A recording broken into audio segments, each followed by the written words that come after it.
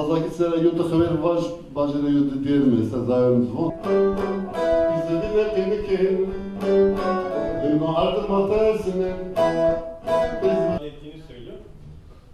Ama peki genç olup yani 20'li yaşlarda ya da 20 yaşın altında olup bu dilde kendisini iyi ifade çünkü bizim 24 saat yayın yapan bir Zazaca televizyonumuz yok. Zazaca radyomuz yok. Ve şöyle bir durum var. Yani bir dilin hayat bulması için, gelecek kuşaklara aktarılması için o dilin şu haklara sahip olması gerekir. Bir, insanlar yani o dilin öncelikle bir eğitim dili olması lazım. İşte okula gittiğinde kendi ana dilinde eğitim görebiliyor olması lazım. Ki çok ciddi anlamda hissedebiliyoruz. Yani sokağa çıktığımızda ya da otobüse bindiğimizde çok sık olarak Zazaca konuşan insanlar görmüyorsak bu gerçekten yok oluşa işarettir ki bu dilin ana yurdu sert bir müdahale yapılmazsa yani ciddi bir müdahale istem olmazsa diyelim ki ana dilimizde statü istemezsek ana dilimizin temel haklarını Anadolu coğrafyasında yaklaşık 18 gibi ufak dil adını bilmediğimiz diller var ve onlar da yok olmak üzere. Ama Zazaca en azından Türkiye'de en çok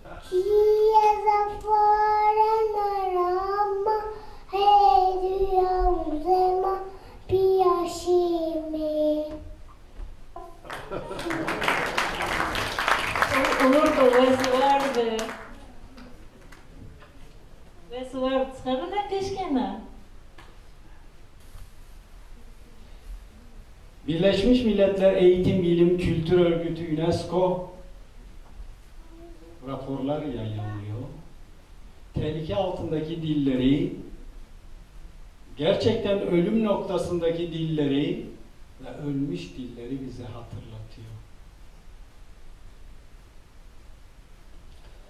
Türkiye'de bugüne kadar 18 tane dil öldü. Arkadaşlarımız bahsettiler. Her dil, her kültürün bir dünya olduğunu söylediler. Onlara teşekkür ediyoruz. Ama halkımız bu dünyaya sahip çıkmalı.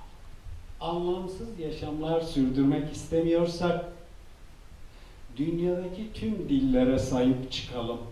Bütün dünya sekeri narinamın, narinamın. Bütün dünya sekeri narinamın, narinamın.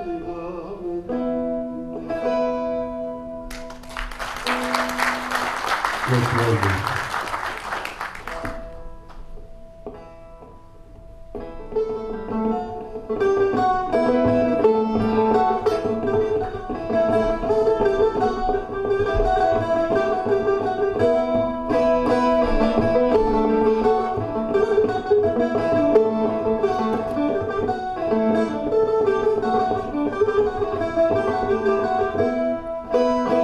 Desrbette wabir, derdi waşirani gel, bi ela bi bela sarma. Desrbette wabir, şinçe waşirani gel, bi ela bi bela sarma. Herçi veriyor veri, herçi götürmüyor, herçi veriyor veri, herçi götürmüyor.